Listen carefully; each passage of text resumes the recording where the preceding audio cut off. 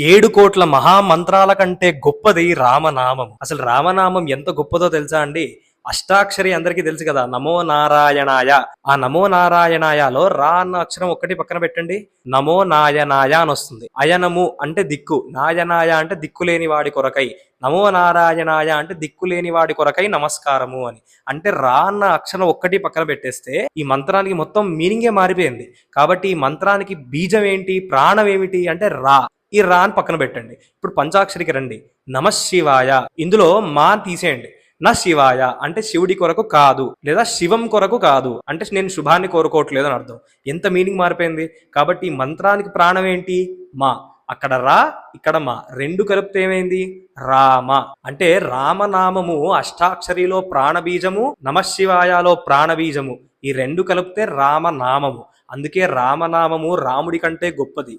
ఎందుకు అని అంటే రామనామము రాముడి కంటే ముందు నుంచే ఉంది కనుక.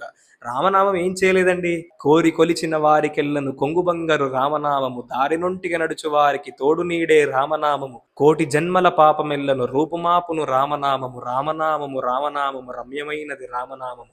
ఎవరైతే ఎప్పుడూ రామ రామ రామ అని జపిస్తూ ఉంటాడో వాడికి పాపాలు అంటవు. వాళ్ళ ఇంట్లో లక్ష్మి ఎప్పుడు చిరస్థాయిగా ఉంటుంది. రామలక్ష్మణుడు ఎప్పుడు ప్రక్కల నిలబడి అని త్యాగరాజు అన్నట్టుగా ఇరు ప్రక్కల నిల్చొని ఎప్పుడూ కాపాడుతూ ఉంటారు. రామనామం ఒక్కటి ఉంటే జీవితంలో అన్నీ ఉన్నట్టే.